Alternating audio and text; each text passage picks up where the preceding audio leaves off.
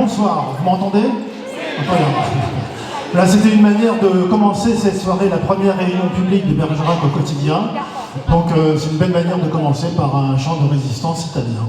Voilà, italien. Je me présente, je m'appelle Jean-Marc Bernardini, je serai le monsieur loyal de la soirée, qui va se passer en 3 temps. Durant le premier moment, nous allons inviter les différentes composantes, les représentants et les représentants des différentes forces politiques qui composent Bergerac au quotidien, de venir exprimer le sens de leur engagement dans Bergerac au quotidien. C'est le premier moment. Le deuxième moment, je vous dévoilerai la liste des personnes qui seront sur la liste électorale de Bergerac au quotidien. Ce sera le deuxième temps. Et puis le troisième temps, Fabien Ruet, qui a été désigné par l'ensemble des composantes des gauches et puis du Rassemblement citoyen pour être la tête de liste aux prochaines élections municipales, vous délivrera les grandes lignes du projet de notre programme électoral. Voilà, globalement, ça devrait durer environ une 50aine de minutes, moins d'1 heure dans tous les cas en matière d'engagement. Et j'oubliais, il y aura un 4e temps, c'est pas comme au rugby mais presque, il y aura un verre de l'amitié, et donc vous aurez plein de questions à poser aux colistières, à Fabien Ruet. Vous aurez tout le temps ensuite, durant la soirée, d'échanger autour du verre de l'amitié. Voilà, ça c'est pour le programme de la soirée. Si vous en êtes d'accord, nous commençons. Donc le premier moment, c'est, je vais appeler au fur et à mesure chaque représentante ou représentant d'une force politique de venir et de dire en quelques minutes quel est le sens de leur engagement, leurs valeurs pour participer à cette campagne municipale. Alors je vais commencer avec Julie Tégérisot pour le Parti communiste français.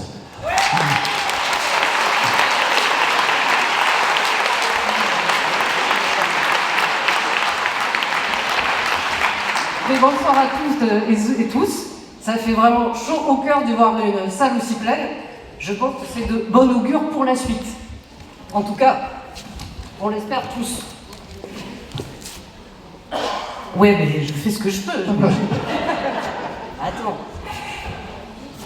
Nous vivons une crise très forte. C'est une crise politique, une crise de sens, une crise dans le rapport à soi, à l'autre, au monde, à la planète. Cette crise nous oblige à réfléchir, à innover et à construire en commun. La commune est ce bastion républicain. Je tremble, alors que normalement non. C'est quand même dingue. La commune est ce dernier bastion républicain où nous pouvons montrer qu'une autre marche de l'histoire est possible, où la démocratie peut être inventée, où une véritable solidarité peut être écrite. Pour cela, toutes les forces progressistes et humanistes doivent se rassembler.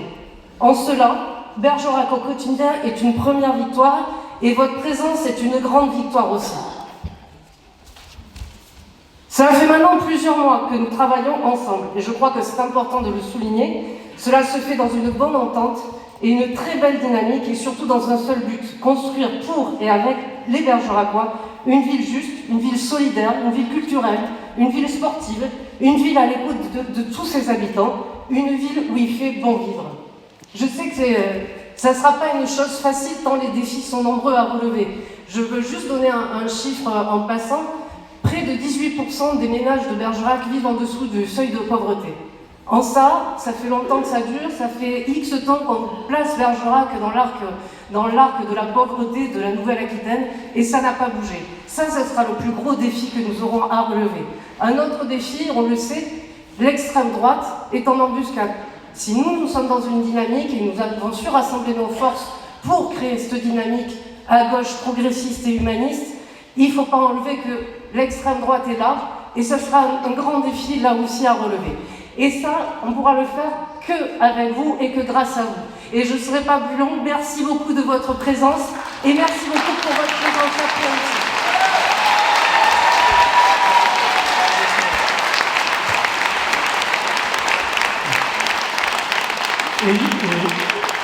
Merci Julie.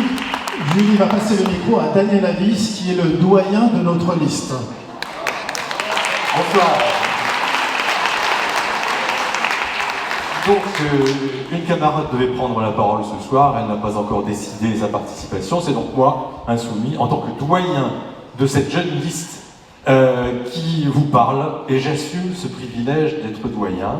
Et imaginez que j'ai 23 ans de plus que la moyenne de la liste. Vous imaginez qu'en étant avec eux, je plombe cette moyenne, n'est-ce pas? Voilà. L'erreur habituelle de la gauche était de se présenter séparément pour se compter.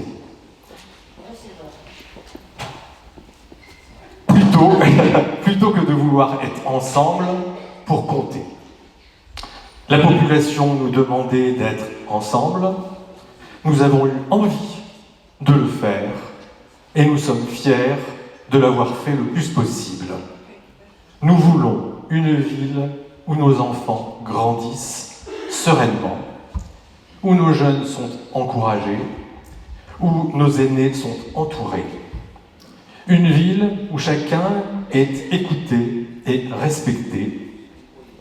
Plus que jamais, les défis qui se dressent devant nous et les attentes bien légitimes de chacun exigent que l'intérêt général et l'unité nous guident.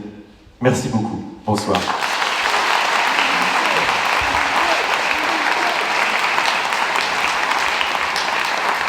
Merci Daniel.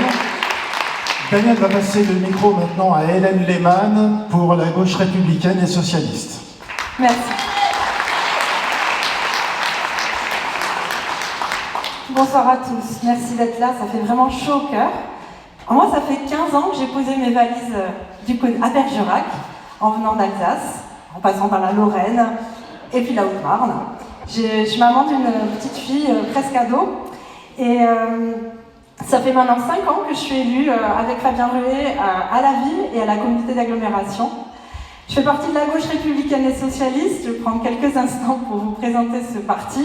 Il a été fondé par Emmanuel Morel, député du Val d'Oise actuellement, et Marie-Noëlle Lienemann, ancienne ministre déléguée du logement sous Jospin, qui nous a fait le plaisir de venir nous parler du logement à Bergerac récemment. Pour moi, c'était important d'avoir une maison politique, parce que être élu dans l'opposition, c'est pas une partie de plaisir. Ça demande de la ténacité, ça demande de la patience, ça demande de l'humilité et de la combativité, parce que l'adversité, on l'a connue tous les jours, au quotidien. Et je pense qu'on a été combatifs avec les collègues élus, avec Fabien, avec Christine, avec Jacqueline, avec Christine et Julie. On a été combatifs face à l'adversité, face aux mensonges, face au cynisme et à l'opportunisme. On a pu avancer sur des dossiers, on a agi pour les écoles, on a agi pour l'égalité entre les femmes et les hommes, on a agi pour la transition écologique, on a agi aussi pour l'abattoir de Bergerac. Et toutes ces actions, pour moi, ce qui m'anime, c'est de pouvoir représenter les gens, de pouvoir vous représenter vous, avec mes mots, mais de représenter, de dire vos attentes, vos mécontentements, vos souhaits, vos attentes en termes de service public. Voilà. Et cette représentation, je la vis aussi dans la vie civile, puisque je suis représentante des salariés de mon entreprise. Je représente les salariés de l'hôpital, aussi les usagers de l'hôpital, pardon. Et cette représentation, ce soir, moi je suis vraiment heureuse de voir la diversité des profils qui vous sont présentés sur cette liste. Les parcours, les professions, des gens du monde économique, du monde associatif, de la transition écologique. Toutes ces personnes-là seront à votre écoute demain pour entendre ce que vous avez à dire, pour entendre vos attentes, pour que la politique municipale de Bergerac soit enfin au quotidien pour toutes et tous. Je vous remercie.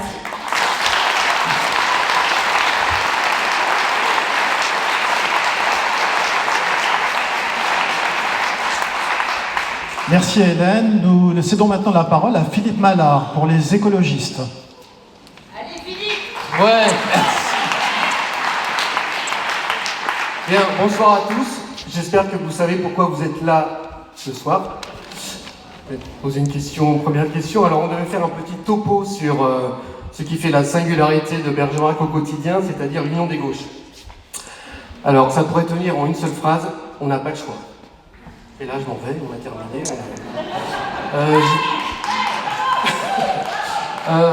Bergerac au quotidien, cette drôle de liste qui est née suite au rassemblement du nouveau Front populaire, constitué dans l'urgence du fait d'Emmanuel Macron en juin 2024 à l'occasion des législatives. Alors, cette coalition du Nouveau Front Populaire a été l'occasion d'éprouver une certitude. L'union des forces de gauche apparaît comme une évidence. Pourtant, à Bergerac, cette évidence est loin d'être évidente.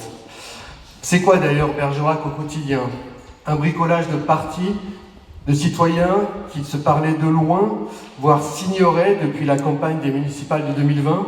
Est-ce que c'est une union de façade? Je crois que non. Définitivement non, cette union n'est pas une illusion, elle est l'unique levier permettant de sortir d'un état de sidération. Sidération face à une fragmentation à toutes les échelles, du mondial au local, générant des inégalités, des injustices sociales et climatiques, ainsi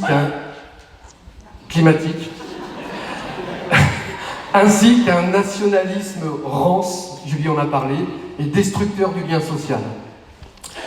Dans un contexte où les médias dominants et les réseaux dits sociaux charrient des discours clivants et haineux, il est urgent de retisser les fils de la discussion, de penser ensemble avec l'expression de nos désaccords, l'expression de nos divergences, pour parvenir à un consensus qui ne soit ni subi ni de complaisance. C'est ce que nous tenons à faire avec Bergerac au quotidien depuis presque un an.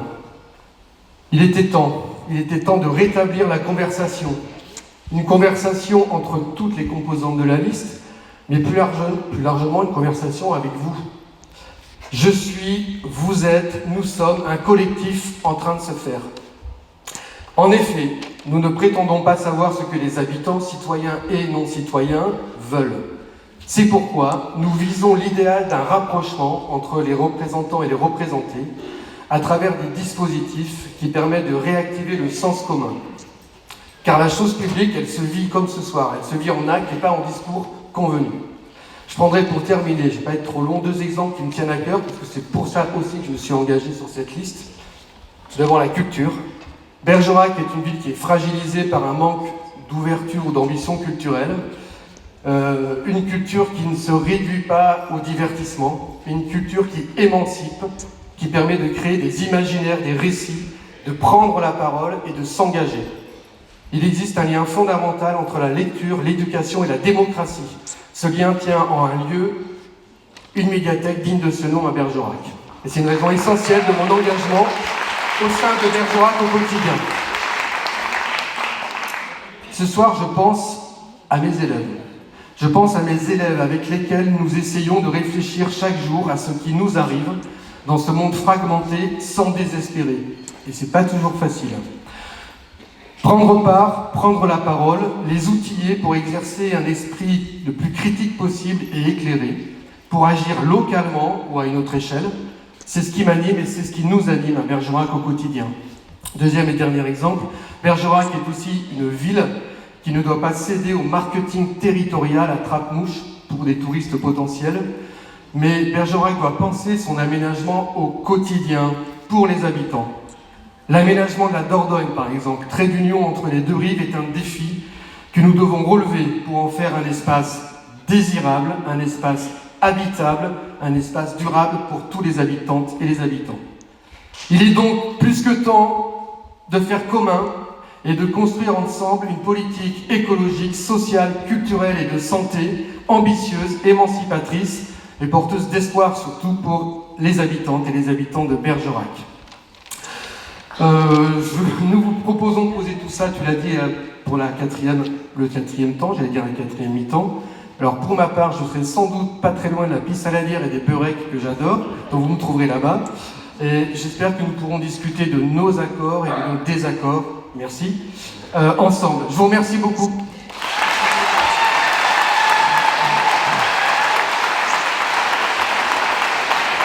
Merci Philippe. Merci Philippe Mallard. Nous allons passer maintenant la parole à Jacqueline Simonet pour le Parti radical de gauche. Et vous l'excuserez parce que je crois qu'elle a des petits problèmes de voix. Voilà.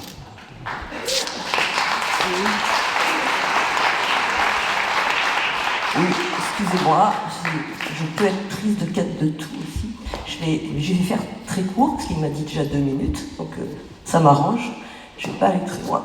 Donc, chers amis, donc issu du plus vieux parti de France, le Parti radical de gauche, dont je fais partie depuis longtemps maintenant, fondé en 1901 et qui a toujours fait sienne la devise de la République, liberté, égalité, fraternité et laïcité. De nos jours, où l'heure est à se regarder le nombril, à vouloir vivre de son propre reflet et se convaincre qu'on est le plus beau et le plus intelligent du poulailler, à l'heure des réseaux sociaux, où certains se permettent, cachés derrière leur écran, de déverser des tombereaux de haine à longueur de journée, à un moment où des conflits armés se déroulent un peu partout sur notre planète, où certains dirigeants, et pas des moindres, font de la haine et de la violence chez leur pain quotidien, et bien ici à Bergerac, ce soir, je souhaite vous parler plus particulièrement d'une des valeurs de notre République, qui est la fraternité. Alors vous me direz, qu'est-ce que la fraternité? Alors si je prends la définition du petit Larousse, c'est un lien de solidarité qui doit unir tous les membres de la famille humaine. Donc c'est un lien qui existe entre les personnes appartenant à une même organisation et qui participent à un même idéal.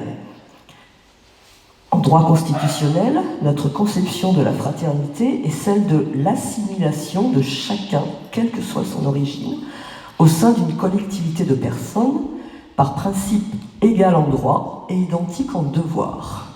Alors là, vous êtes en train de vous dire où est-ce qu'elle nous emmène. Est-ce que vous me voyez venir?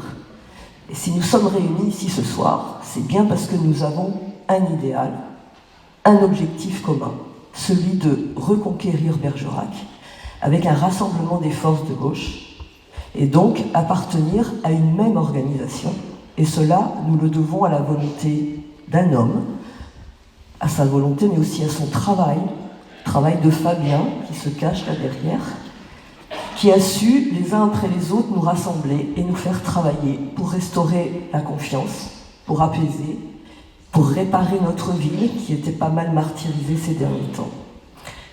Cette union des gauches, tellement souhaitée par les Bergeracoises et les Bergeracois, eh bien elle est là, ce soir, elle est devant vous, elle est faite, vous nous l'avez demandé. Donc maintenant, je dirais c'est à vous de la faire vivre aussi et de diffuser ce message de rassemblement le plus possible auprès de vos amis et de vos proches. Je pense qu'à la fin du mois, il va y avoir pas mal de réunions de famille et moi je ne connais pas une seule réunion de famille où on ne parle pas politique. Donc c'est vraiment le moment de diffuser cette idée au maximum. Donc moi je vais finir en disant merci Fabien. Depuis le temps que nous cheminons côte à côte, parce que si Hélène a fait un mandat dans l'opposition, nous c'est le deuxième, ça commence à dater. Donc moi je sais qu'on peut te faire confiance. Je sais que tu aimes ta ville, tu aimes Bergerac, tu la connais par cœur. Alors j'ai envie de dire, allons-y, gagnons ces élections municipales, et je suis persuadée que Bergerac ne s'en portera que mieux. Je vous remercie.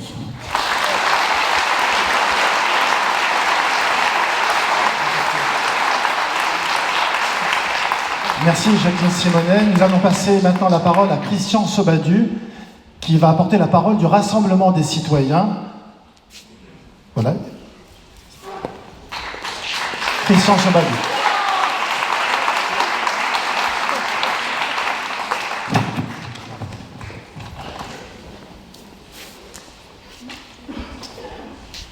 Mesdames et messieurs, bonsoir. Je suis un peu décontenancé devant autant de monde, autant de représentants d'associations, autant de représentants de moments forts à Bergerac. Nous sommes ici aujourd'hui parce que nous croyons en notre ville. Aux élections municipales, les colistiers de la société civile s'engagent pour l'intérêt commun, pour l'intérêt de tous les Bergeracois. Nous voulons une ville qui permette à chacun et à chaque visiteur de s'y sentir serein et pris en compte dans sa vie quotidienne. Notre deuxième motivation, c'est de faire de notre ville un modèle d'adaptation au changement climatique. Nous voulons une ville où l'on respire mieux, où les enfants grandissent dans un environnement sain, et où chaque habitant peut devenir acteur de son avenir.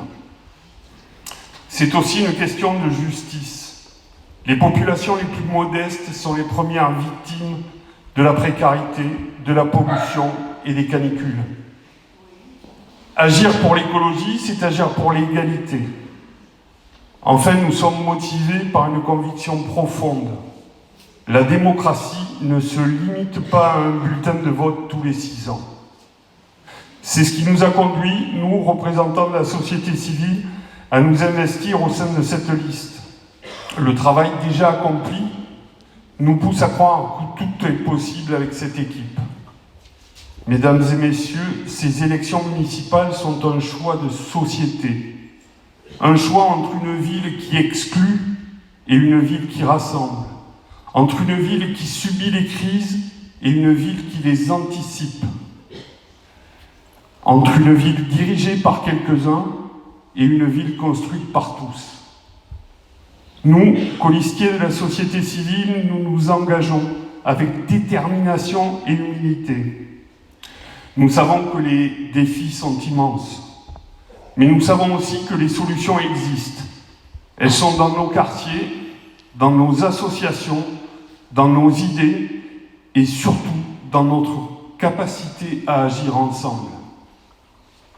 Les 15 et 22 mars 2026, votons pour une ville plus juste, plus verte et plus démocratique. Votons pour l'avenir que les Bergeracois méritent. Merci. Merci.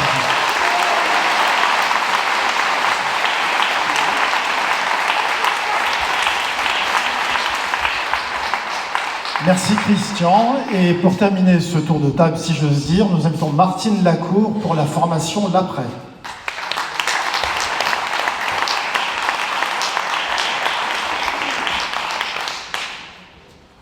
Bonsoir, c'est vrai que c'est très impressionnant le nombre. Ça fait chaud au cœur du coup de vous voir aussi nombreux. Je suis une des représentantes de l'Après de Bergerac. L'Après, c'est l'Alliance pour une République écologique et sociale. Et c'est le mouvement politique qui a été cofondé par Clémentine Autain, Alexis Corbière et Pascal Martin. Et ce, après les élections législatives de 2024. À l'après, nous disons que nous avons un ennemi et 2 adversaires. L'ennemi, c'est le RN, et les extrêmes droites, et les droites extrêmes. Et nos 2 adversaires, c'est la division et la résignation. Alors nous sommes très fiers, à l'après, d'avoir contribué sur Bergerac à construire une unité de pensée entre différentes forces de gauche. Et franchement, c'est pas faire partie d'une gauche molle ou sans conviction de choisir l'unité. C'est plutôt une question de responsabilité politique, d'intelligence commune. D'ailleurs, l'unité, ce n'est ni l'uniformité, ni l'expression d'une force hégémonique. Et à Bergerac et ailleurs, quelle force politique pourrait prétendre gagner une élection à elle toute seule? Alors j'ai parlé de l'unité de pensée, mais ça ne suffit pas. Il nous faut aussi l'unité d'action. Et c'est celle-là qui nous a animés pour construire notre feuille de route, pour élaborer notre programme, qui va être porté par les colistiers, les colistières, et vous aussi. Et ce, avec et derrière Fabien Ruet. Donc à partir de maintenant, la tâche, elle était déjà immense, mais elle va être encore plus immense. Parce qu'il va falloir nous confronter aux colères des fâchés, des fâcheux, tous ceux qui se trompent d'ennemis en étant racistes, xénophobes. Il va falloir lutter contre la résignation de celles et ceux qui pensent que, la politique, de toute façon, c'est tous pourris. Et donc, il va falloir convaincre tous ces résignés, ces aquabonistes qui sont fatigués des divisions, des promesses et des espoirs déçus. Donc alors, à nous toutes et à nous tous, maintenant, d'échanger, de débattre, de convaincre encore et encore les Bergeracois, tous les Bergeracois et les Bergeracoises, bien sûr, d'aller voter pour faire élire Fabien Ruet et son équipe de Bergerac au quotidien. Et je vais conclure par ces vers magnifiques d'Aragon. Quand les blés sont sous la grêle, fou qui fait le délicat, fou qui songe à ses querelles, au cœur du combat, du commun combat. Je vous remercie. Merci. Voilà, un grand merci à toutes vos prises de parole et à vos prises de position. C'était le premier moment de la soirée. Deuxième moment de la soirée, c'est celui de vous dévoiler la liste de tous les colistières et colistiers de Bergerac au quotidien. Alors je vais procéder de la manière suivante, vous voyez un écran derrière, donc à chaque fois je vais vous présenter le nom, le prénom et la qualification professionnelle ou militante de la personne. Je demanderai à chaque fois que je cite quelqu'un ou quelqu'une de se lever, voilà, qu'on puisse vous identifier, en plus de l'écran, si vous en êtes d'accord. Voilà, donc ça va être un peu long, là je vais citer la trentaine de noms, donc je vais prendre le temps à chaque fois. Et puis j'imagine que vous avez des questions à poser à toutes ces personnes. Je rappelle le 4e temps où vous pourrez échanger avec les colistières et les colistiers. Je commence. Je ne me trompe pas de bouton.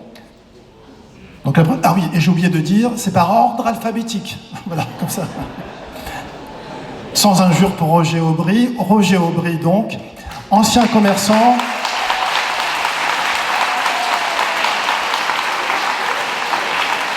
Ancien commerçant, président des associations Chacun son genre et vice-président de la Madeleine.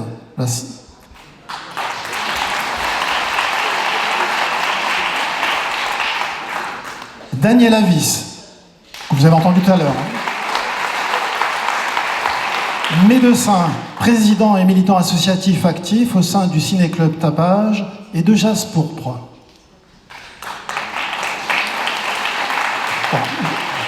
C'est très impoli de se présenter soi-même. Donc Jean-Marc Bernardini, je suis moi-même ancien directeur de la communication du groupe, de la communication et corporate du groupe RATP. Et je suis par ailleurs président d'une association de psychologues. Merci. Valérie Bournazel, fonctionnaire de la fonction publique territoriale et présidente de l'association des supporters de l'USB.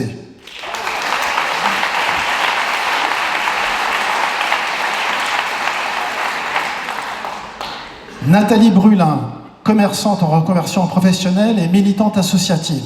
La cause animale lui tient à cœur.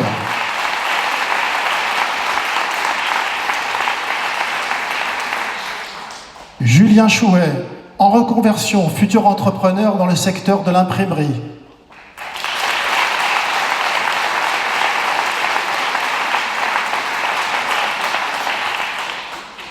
Christine Congès, retraitée hospitalière, ancienne présidente de l'association UTL. Donc, elle m'a demandé de rajouter, fière d'avoir pu, à ce titre, s'occuper d'un prix littéraire en partenariat avec les médiathèques et les libraires. En tant que bénévole en alphabétisation, elle s'attache à promouvoir la lecture et transmettre l'usage du français.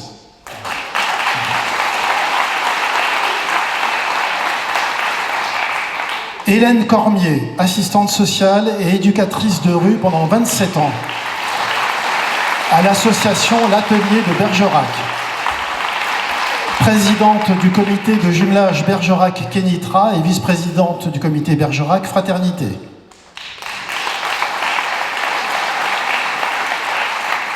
François Duhan, ancien directeur général des services et aumônier dans un centre de détention.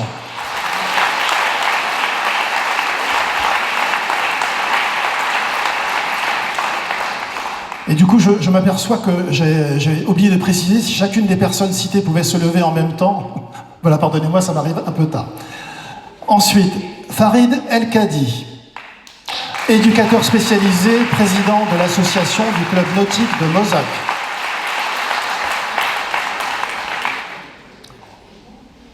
Christine François, retraitée de l'éducation nationale et enseignante spécialisée, présidente d'association et conseillère communautaire, conseillère municipale d'opposition et conseillère communautaire. Christophe Ginovesio, professeur agrégé de physique au lycée Mendes-de-Biran pendant 18 ans et actuellement enseignant à l'École nationale des arts et métiers, très impliqué dans les milieux associatifs et sportifs.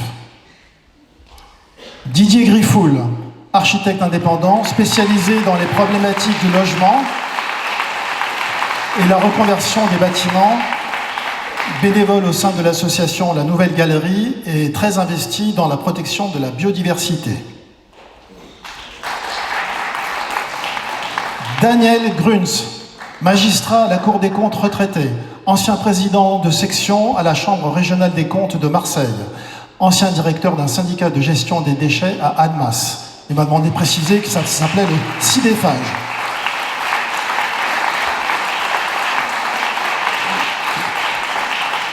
Sandrine Alter, comptable et militante très investie dans les associations sportives.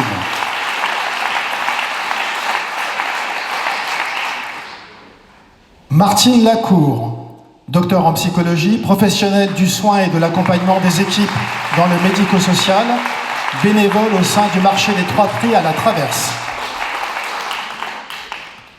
Thierry Larenne, médecin, successivement généraliste, urgentiste, addictologue et médecin du sport, actuellement des clubs Stella Gym, l'USB Rugby et le sport nautique.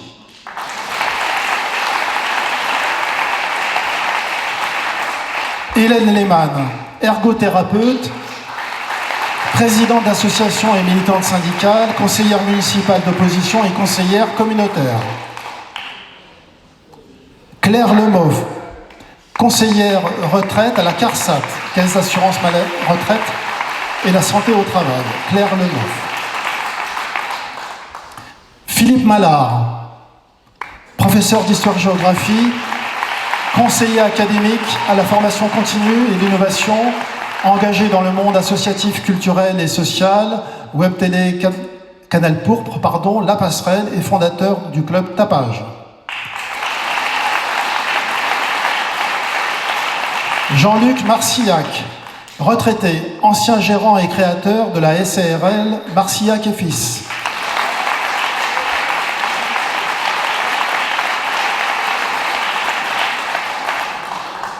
Marielle Martignago Duvert, coiffeuse, commerciale et ayant travaillé au service communication associatif événementiel de la ville et connue entre autres comme speakerine à l'USB Rugby.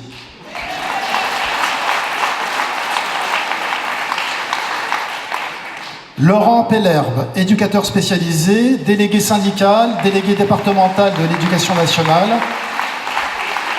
et président du club de football de l'ACAT. Tom Philippe, ostéopathe en cabinet libéral, actif dans le monde associatif sportif. Romuald Pivoto, indépendant dans le commerce.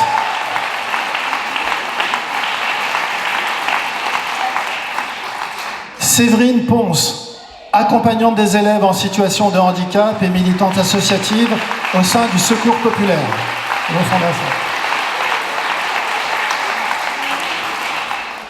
Jérôme Poumerol, auto-entrepreneur et musicothérapeute, et il nous dit très fier de la richesse associative de Bergerac.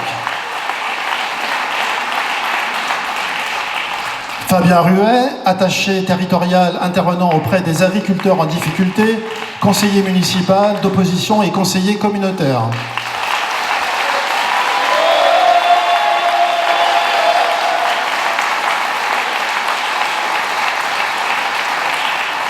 Christian Sobadu, retraité du secteur associatif habilité en protection de l'enfance.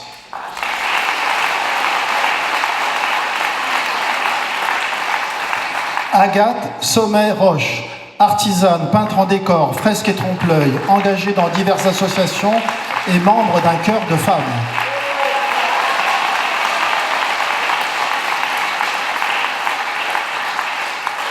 Jacqueline Simonet, conseillère régionale, manager à la Poste.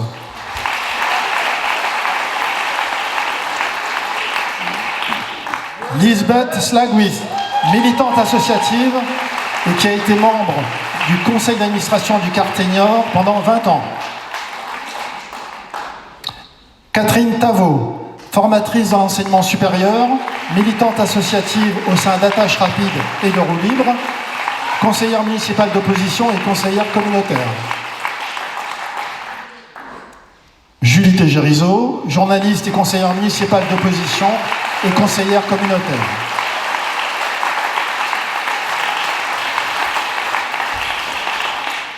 Voilà. J'espère ne pas avoir été trop rapide. Vous aurez l'occasion d'échanger avec les colistières et les colistiers à l'issue du petit discours que va nous donner maintenant Fabien Ruet, donc, qui est la tête de liste de Bergerac aux citoyens, qui a été désigné par l'ensemble des composantes de gauche et du Rassemblement citoyen.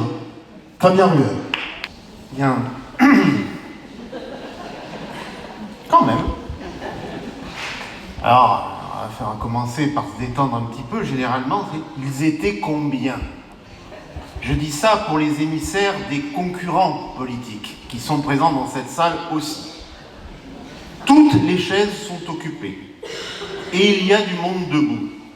Donc, à vous de calculer, mais on avoisine les 400 personnes. Voilà. Donc c'est la première réponse. Elle est claire, elle est nette.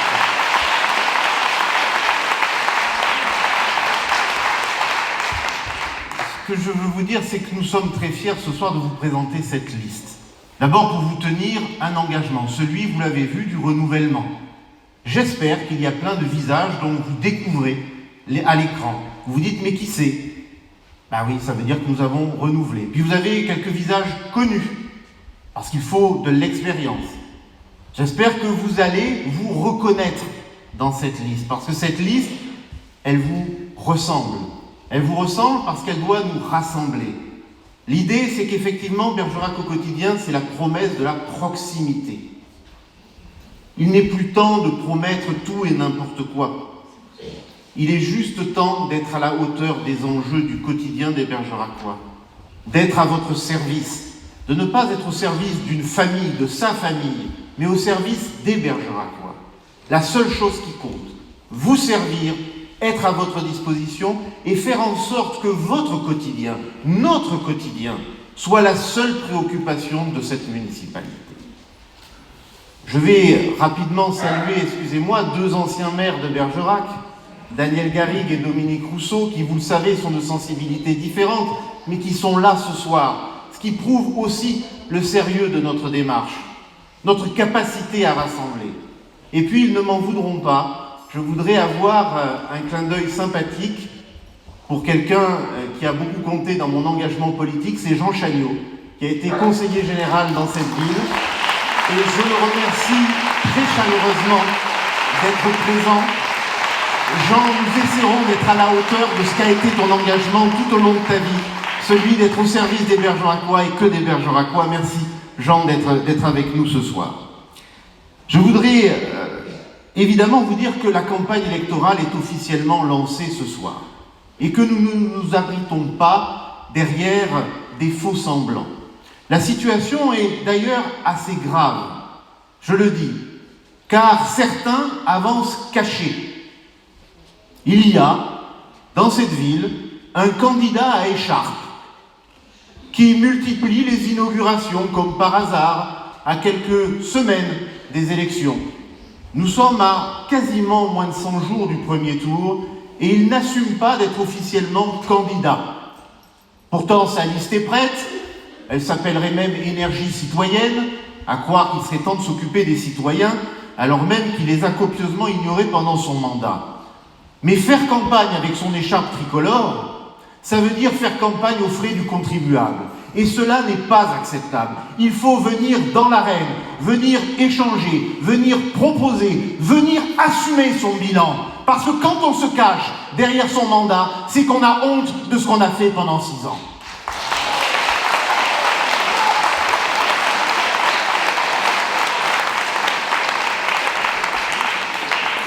On ne construit pas un projet politique sur de l'idéologie. On le construit sur les attentes des habitants. Et depuis des mois, nous avons été à votre rencontre, en porte-à-porte, par des réunions de quartier, par des pieds d'immeuble, pour pour essayer de vous questionner sur ce qu'étaient vos attentes du quotidien. Vous nous avez fait remonter près de 1500 propositions, 1500 contributions, et plus de 400 propositions. Et depuis, nous avons travaillé les uns et les autres pour essayer d'en faire un projet, une feuille de route.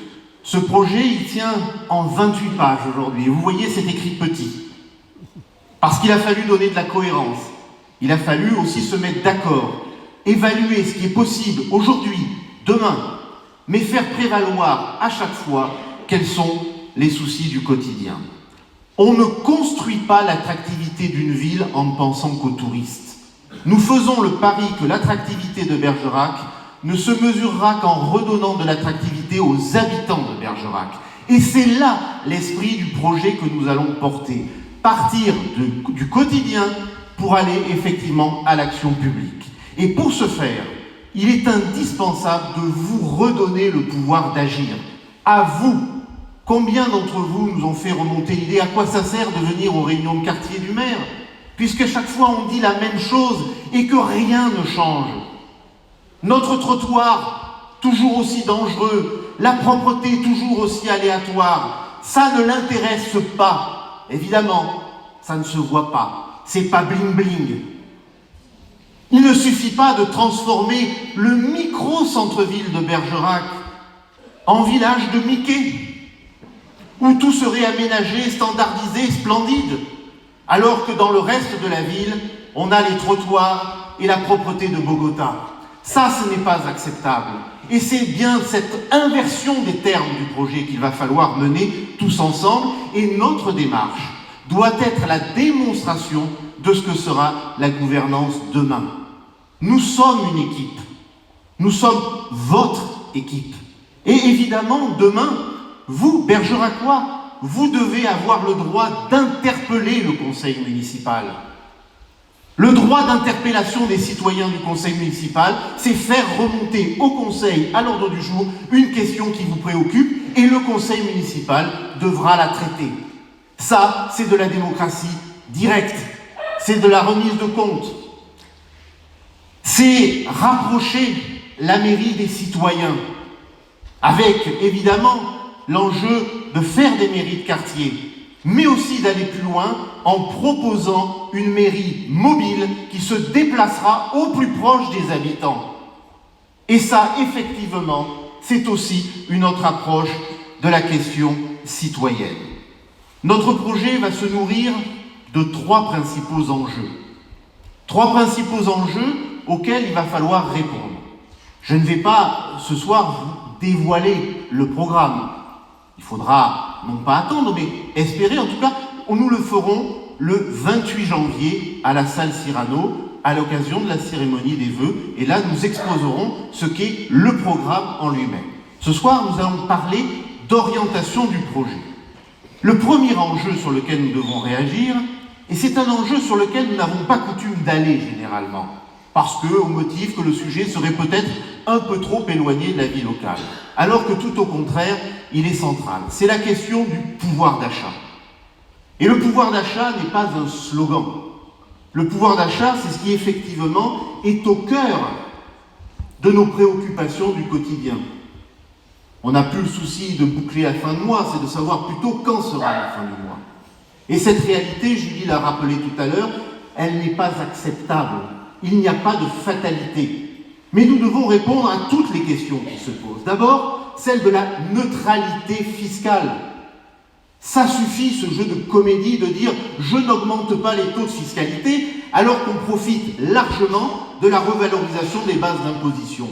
21% de hausse d'impôts locaux à Bergerac sur la partie communale. 2,5 millions d'euros de ressources supplémentaires.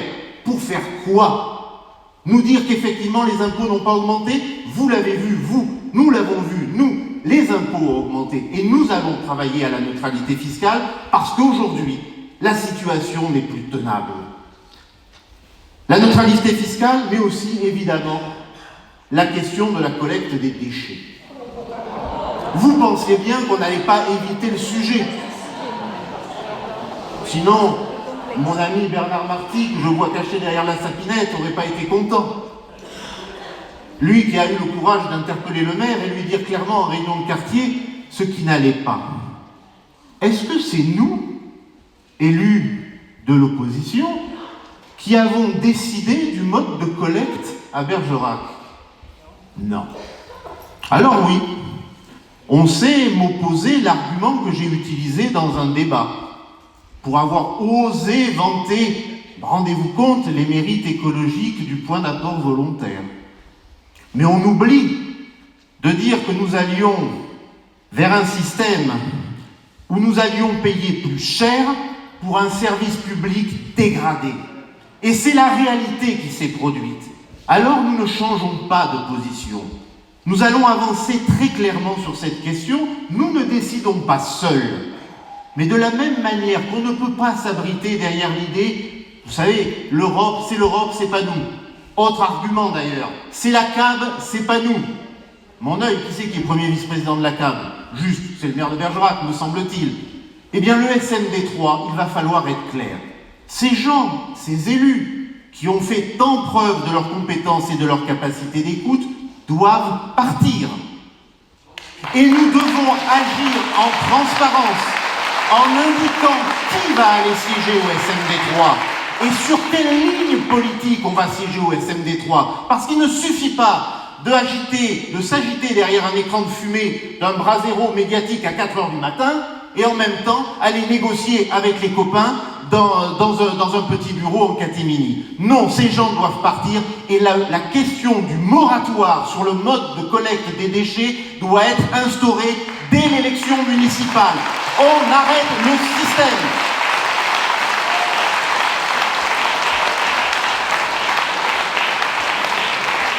Il y a des points d'apport volontaires, ils ne sont pas assez nombreux, ils ne sont pas assez adaptés, ils sont fermés, on n'habitue pas les gens. Le moratoire, c'est aussi exiger que ces points d'apport volontaires soient redistribués, redéployés, adaptés aux besoins et accessibles en libre service le temps que tout le monde s'habitue. Et le porte-à-porte doit être maintenu là où il y en a besoin, et c'est là où effectivement ils sont hypocrites. Ils oublient de nous dire que le tribunal administratif les a condamnés. Pourquoi ?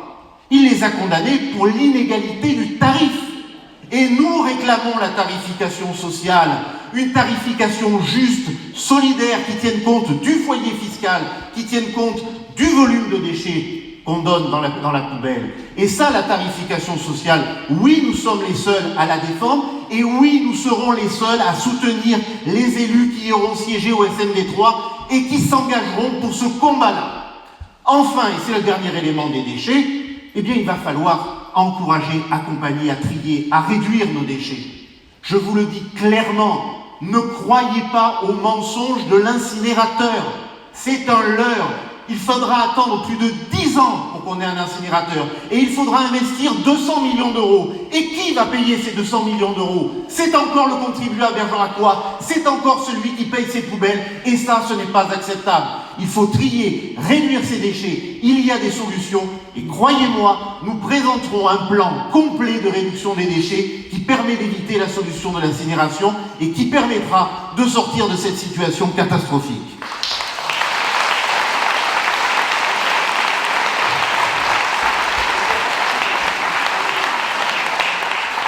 Sur le pouvoir d'achat, nous parlerons aussi de la question de l'habitat. La question de l'habitat est une question centrale, car il n'est pas acceptable de voir dans les journaux régulièrement des locataires qui chaque année ont des problèmes de chauffage, ont des problèmes d'isolation. Oui, nous allons engager un plan seconde vie pour les logements et nous irons chercher les réductions fiscales pour inciter les bailleurs à ce que la performance énergétique soit au cœur de la réhabilitation des logements. Parce que l'insécurité écologique, elle touche le pouvoir d'achat et ce n'est pas acceptable.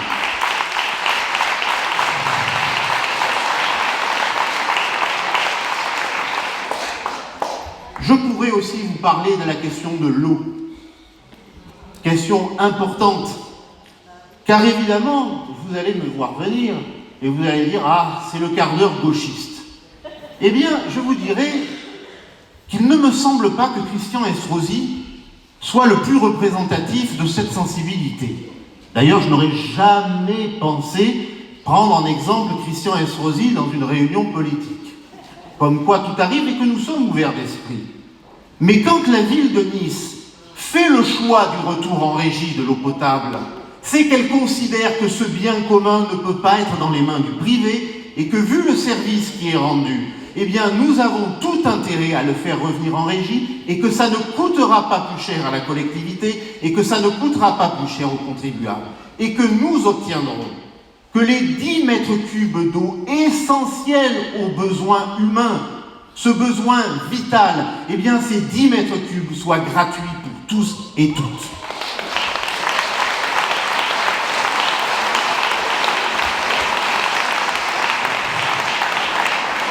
Alors évidemment, cette question de l'eau, c'est un combat à mener. Bergerac ne décide pas seul. Et il faudra le mener à l'agglomération. Et nous aurons ce travail de conviction à faire auprès des maires, des conseillers communautaires, pour les convaincre du bien fondé de la démarche. Mais nous n'avançons pas masqués. Nous mettons nos cartes sur la table pour que tout soit transparent. Et demain, quand vous allez nous faire confiance, eh bien, les élus de Bergerac qui siégeront à l'agglomération auront une feuille de route avec laquelle nos collègues élus devront négocier et travailler. Ça s'appelle la démocratie et ça s'appelle l'expression du suffrage universel. Je vous ai parlé du pouvoir d'achat, je voudrais vous parler du deuxième enjeu. Ce deuxième enjeu, c'est celui des sécurités. Des sécurités au pluriel. Parce qu'effectivement, nous avons à Bergerac un certain nombre de difficultés. Et nous n'appartenons pas les uns et les autres à l'angélisme. Nous regardons les choses telles qu'elles sont. Et nous n'excluons aucune hypothèse dès lors qu'il faut faire primer l'efficacité, la prévention et la sanction lorsqu'elle est nécessaire. Nous ne choisissons pas la facilité ni la caricature en nous abritant derrière des solutions techniques pour faire croire qu'on a un projet politique. Nous abordons la question des sécurités dans une dynamique plurielle. La première des insécurités, c'est l'insécurité physique, dans le déplacement. Ce n'est pas acceptable qu'à Bergerac, on ait peur de se déplacer à pied parce qu'on a peur de tomber. Ce n'est pas acceptable qu'on ait peur d'envoyer nos enfants ou nous-mêmes faire du vélo parce qu'on a peur qu'ils se fassent accrocher par une voiture ou qu'ils tombent non pas dans un nid de poule mais dans une nid d'autruche. Ça, ce n'est pas acceptable. Et si le sortant veut parler de son bilan, je lui tiens à disposition son programme où il nous annonçait le plan trottoir. Ah, quel plan trottoir, parlons-en. Il aura réalisé le boulevard de Varsovie, le seul boulevard où quasiment aucun Bergeracois ne se promène pour 350 000 € parce que monsieur a la lubie de vouloir refaire la place de la République. Eh bien, le plan trottoir, nous nous y engageons. 2 millions d'euros par an, une contribution de la commune, et nous achèverons à la fin de ce mandat le fait que tous les Bergeracois seront à moins de 2 minutes de chez eux d'un itinéraire piéton, cyclable, sécurisé, parce que c'est la moindre des choses, et c'est ça l'attractivité du quotidien des Bergeracois, ne plus avoir peur de tomber, ne plus avoir peur de faire du vélo, pouvoir profiter de sa vie.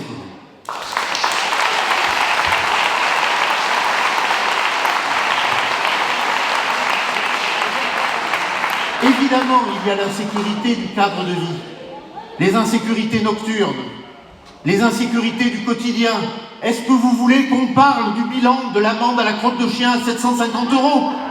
Quel bilan? Une amende en 6 ans, une amende. Mais pour faire quoi? De la poudre aux yeux, des effets d'annonce, une ville sale. Ça, ce n'est pas acceptable. Et oui, les missions des ASVP vont devoir être revues. Ils ne peuvent pas être là que pour contrôler des horodateurs. Ils sont là pour la tranquillité, ils sont là pour la salubrité, ils sont là pour repérer.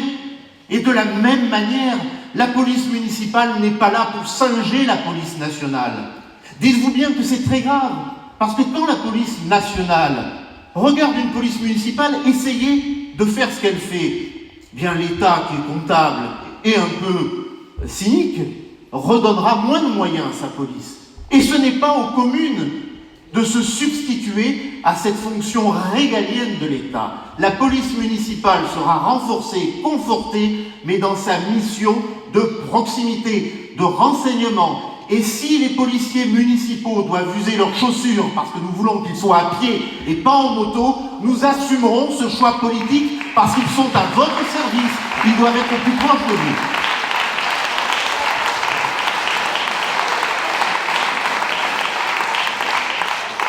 L'insécurité, elle est aussi médicale. Et là, je regarde Daniel Garrigue, mais force est de constater que pendant 6 ans, ce fut le désert. J'aimerais être maire de Priorieux ou de Creil. En l'occurrence, à Bergerac, eh bien, force est de constater que les médecins libéraux ont été tellement maltraités que la plupart sont partis en périphérie et que ce n'est pas acceptable de devoir faire 15 km pour aller voir son médecin généraliste. Donc oui, je regarde Thierry, je regarde Daniel, vous allez avoir du boulot parce qu'il faut remettre la santé des Bergeracois au cœur du projet, qu'il faut effectivement que le plateau technique de Bellegarde, dès lors que nous aurons réglé ce problème de la médiathèque, qu'elle aura son lieu définitif, eh bien ce plateau technique soit complètement dédié à la santé, avec la crèche évidemment, mais qu'on ait un pôle santé où les spécialistes pourront aussi venir s'installer et que nous réglerons ce problème de désertification médicale parce que cela ne va pas durer. De la même manière, soyons audacieux, remettons sur la table le dossier de la mutuelle communale. Beaucoup de communes l'ont mis en place. Je pense par exemple à Figeac, qui n'est pas plus gros que Bergerac. La mutuelle communale, c'est aussi une solution pour celles et ceux qui aujourd'hui ne peuvent pas se soigner, et cela n'est absolument pas acceptable. L'insécurité, elle est aussi climatique. Ce n'est pas une vue de l'esprit. Le climat politique ne m'amuse pas du tout.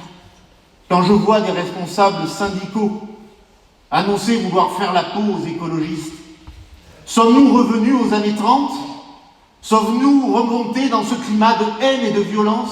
Non, nous ne nous nourrissons pas de moustiques tigres. Sans doute cela serait bien utile. Mais aujourd'hui, vous l'avez vu, vous l'avez vécu, 4 épisodes de canicule par année, des précipitations, des inondations. Nous sommes touchés au quotidien et nous ne pouvons pas rester aveugles à ces solutions. Alors oui, il va falloir agir. Et pas seulement dans des promesses incantatoires. Il faut mettre en place un réseau d'abris climatiques pour permettre à tous les Bergeracois d'avoir accès à moins de 5 minutes de chez eux à un espace climatisé, rafraîchi, propre, sain, pour qu'ils puissent échapper aux pics caniculaires. Il faut que la problématique du verdissement soit au cœur des aménagements urbains, mais pas pour faire du bling-bling encore, juste parce que c'est logique de climatiser les rues avec des arbres, et j'emploie volontairement ce terme, de ne pas considérer les arbres comme du mobilier urbain qu'on déplace parce qu'un commerçant veut avoir une terrasse plus grande. Ça, ce n'est pas acceptable. Il faut planter, s'adapter. Et là où on ne peut pas planter, prenons des exemples, rue du Colonel de Chadois, rue du Mourier, mettre des vélums qui protégeront du soleil. Ça existe aujourd'hui dans les villes du Sud. C'est d'ailleurs des solutions très esthétiques. Ce ne sont pas les petites marguerites en plastique qui vont nous abriter du soleil. Alors oui, c'est décoratif, c'est joli pour faire une photo sur Instagram, mais ça ne nous protège pas du soleil, et ça aussi, il faut le changer concrètement.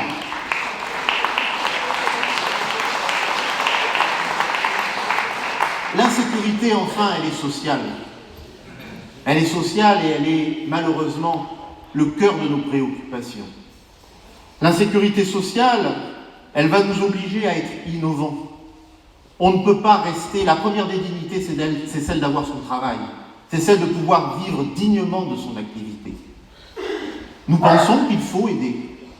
Si je tombe dans la rue, je dois t'aider à te relever.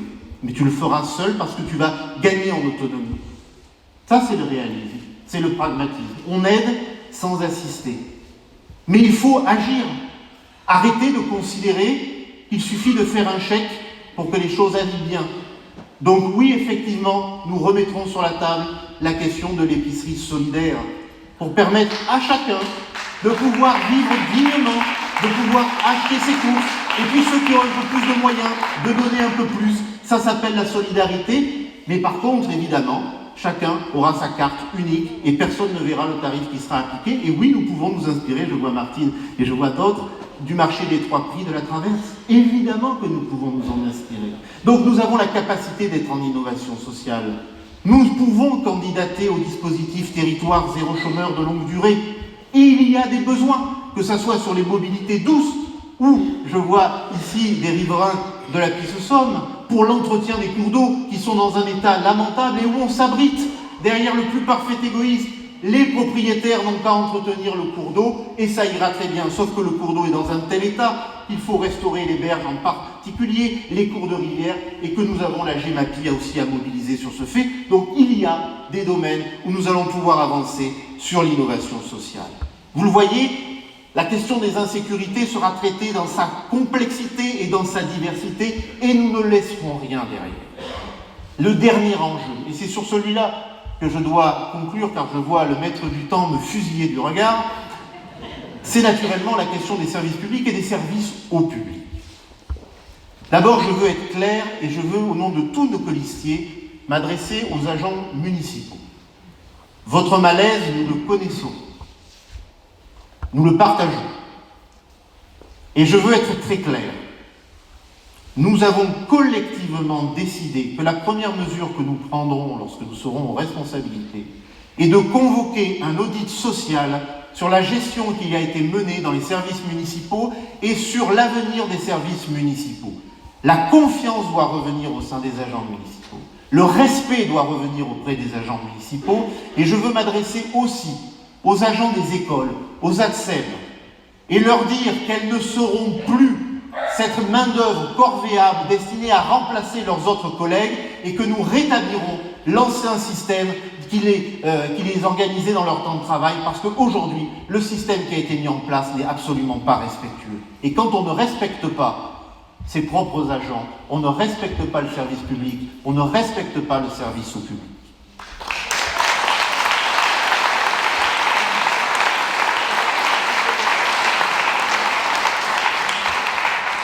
Un petit mot bien sûr sur les écoles, puisque nous parlions des ATSEM. L'école a été particulièrement malmenée, maltraitée. Jamais, dans une commune, un maire décide de son propre chef de fermer 2 écoles. Et oui, je vous le dis, cette pilule-là, elle ne passera jamais. Romain Rolland et l'école de la Moulette fermée par décision du maire, cette décision est un crime qui a été commis à l'encontre de l'avenir de notre ville. Et ça, ce n'est pas acceptable d'avoir malmené l'école. L'école doit retrouver sa lettre de noblesse. Car si nous ne sommes pas, nous, parents, grands-parents, en capacité d'assurer un droit à l'avenir de nos enfants, alors il ne faut pas faire de politique. Il faut prendre sa retraite. Il faut aller faire autre chose. Parce que l'avenir de notre ville, c'est l'avenir de nos enfants. Et il ne suffit pas d'annoncer à 6 mois du mandat un plan école. D'ailleurs, c'est assez curieux de lancer ces plans à quelques mois des élections, en promettant d'ailleurs juste de refaire la façade côté rue, côté isolation, parce que c'est évidemment ce qui se voit. Le contenu et le contenant. Nous devons revoir les temps d'activité périscolaire. Nous devons redonner les moyens aux écoles. Et oui, c'est un choix politique. Et non, ce n'est pas un choix coûteux, c'est un choix d'avenir. Un choix d'avenir comme quand on remet le sport au cœur des écoles. Le sport pour tous. 1 euro d'investi dans le sport, c'est 13 € d'économie en matière de dépenses publiques, parce que ce sont des problèmes de santé en moins, ce sont des possibilités d'accomplissement futur. Donc il ne faut pas hésiter à aller dans ce chemin-là, et parce qu'une ville qui aura des écoles dynamiques, performantes, n'hésitons pas à le dire, sera une ville d'autant plus attractive que lorsque vous ferez un choix de vie pour venir vous installer à Bergerac, eh bien vous le ferez parce que vous savez que vous avez une école à votre disposition, avec une communauté enseignante que je dois saluer, tant elle se bat au quotidien pour changer l'avenir de nos enfants, et nous avons le devoir suprême d'être à la hauteur de l'engagement de nos hussards noirs de la République.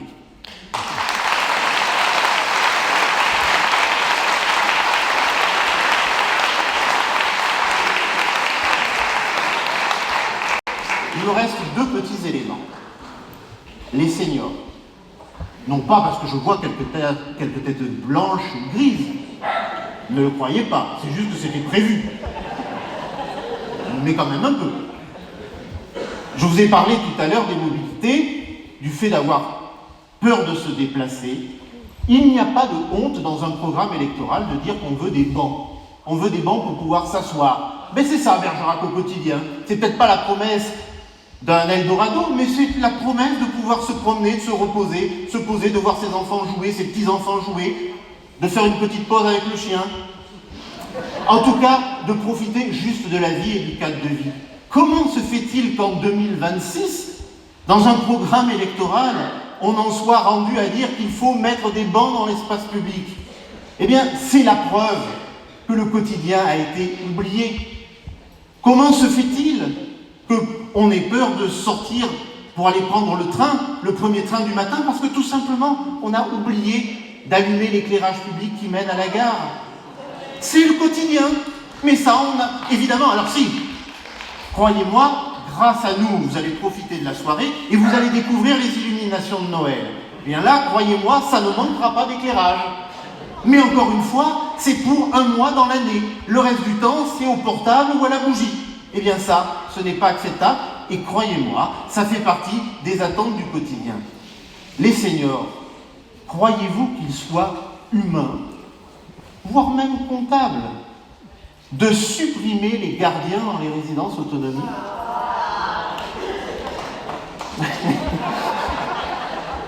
C'est pour vous les filles. Bien sûr que nous allons rétablir les gardiens dans les résidences autonomie, parce que tout simplement c'est la présence humaine qui rassure, et c'est pas avoir son petit badge de téléassistance qui va rassurer, quand des fois même l'aidant est très loin, ou l'aidant est lui-même victime de problèmes d'autonomie et ne peut pas venir aider. Non, la présence humaine, elle est tout simplement rassurante, humanisante. Qu'est-ce que c'est que cette politique de chiffres où on oublie juste le vivant? Donc oui, ramener l'humain au cœur des résidences autonomie, c'est la compétence de la commune. Et c'est notre mission avant toute autre chose.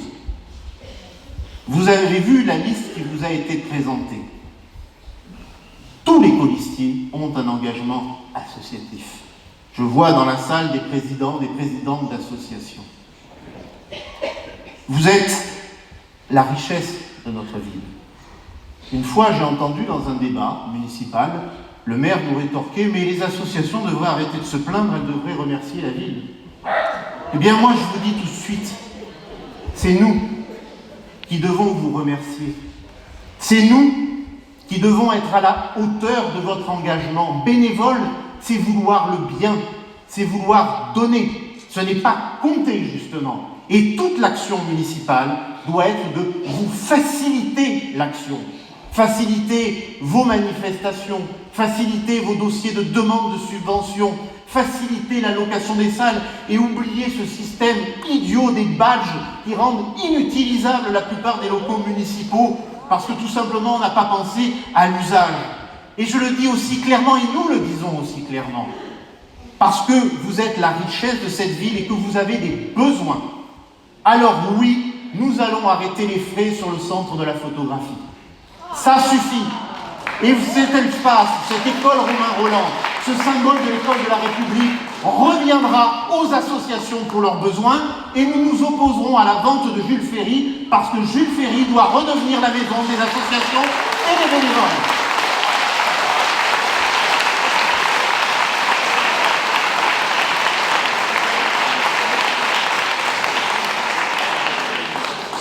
Tout cela, nous n'allons pas le décider seuls.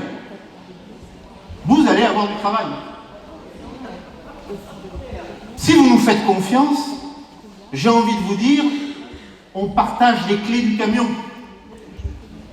Nous allons gérer cette ville ensemble. L'une de nos premières décisions après l'audit social, déjà il en fait les premières décisions, mais c'est 100 premiers jours très actifs, ça sera de convoquer les états généraux de la vie associative et du bénévolat. Et nous allons mettre toutes les choses à plat. Parce qu'il faut qu'ensemble, nous définissions les besoins, les moyens à apporter et que nous fassions les arbitrages. Une subvention ne doit pas être arbitraire, ne doit pas être sujette à caution, elle doit être transparente, elle doit répondre à des critères objectifs, elle doit être à la hauteur de vos engagements et elle doit aussi vous donner de l'espérance et de la vision. Donc il faudra aller vers des conventions pluriannuelles. Des conventions pluriannuelles qui vous donnent effectivement cette distance qui est nécessaire. Conseil de la vie associative, mais aussi assise du sport et de la culture. Parce que ces deux secteurs ont également souffert spécifiquement, et là aussi, nous allons travailler la méthode et nous allons travailler les moyens. C'est ensemble que nous allons évidemment révéler cette ville à ce qu'elle a de plus fort en elle, sa richesse associative, sa richesse bénévole, et nous avons le devoir d'être à la hauteur de votre engagement. Voilà. Nous allons vous dévoiler, bien entendu, le programme complet. Je vous ai donné quelques indications, quand même. Ça sera le 28 janvier 2026. D'ici là, tous les samedis matins, dans notre local, 11 rue Mounet-Sully, en face des Nouvelles Galeries. On discute du projet autour d'un café. Vous venez échanger avec nous vos attentes, vos récriminations. On est là pour entendre tout ça et effectivement, on progresse. On se retrouvera pour la cérémonie des vœux où là, nous dévoilerons effectivement le programme complet, un programme qui sera clair, sérieux, ambitieux et réaliste. Vous avez vu, nous n'avons pas parlé des projets de la ville de demain. Il y en aura, évidemment. Je dirais peut-être un mot à l'occasion de la passerelle de la voie de chemin de fer, évidemment. Sinon, je ne serais pas fidèle à ma réputation. Mais il n'y a pas que ça. Évidemment qu'il n'y a pas que ça. Et c'est ça qui sera aussi au cœur de ce projet qui a été travaillé. Nous voulons une municipalité dont les Bergeracois ont besoin. Une mairie proche, juste et entièrement tournée vers le quotidien. Notre seul parti pris, c'est Bergerac au quotidien. Notre seul mot d'ordre, c'est s'unir, nous unir. Notre seul objectif, c'est agir. Aussi, je vous invite à entrer dans le vif du sujet. Que la campagne commence. Et pour ce faire, je vais demander à tous nos colistiers de venir me rejoindre autour de moi, parce qu'il n'y a pas de raison que je reste seul derrière ce pupitre. Je vais vous inviter évidemment à venir prendre des forces, parce qu'il va y en avoir besoin. Je veux vous dire, pendant qu'il se rapproche, qu'on a évidemment besoin, alors là le maître de cérémonie me fait signe, on a évidemment besoin de vous toutes et vous tous. On ne fera rien sans vous, on ne fera rien contre vous. Et nous avons évidemment besoin de vous. Alors, votre présence ce soir, nous la vivons comme un encouragement. Nous la vivons comme cette première page d'un véritable contrat de confiance que nous allons nouer ensemble. Nous avons toutes et tous Bergerac en commun. Et c'est bien ça, la logique de notre rassemblement. Nous sommes à votre service et nous espérons être à la hauteur de vos espérances. En tout cas, sachez que nous sommes très touchés de votre présence et que nous serons là aujourd'hui, demain, avec vous, pour vous, rien que pour vous. Merci à toutes et à tous.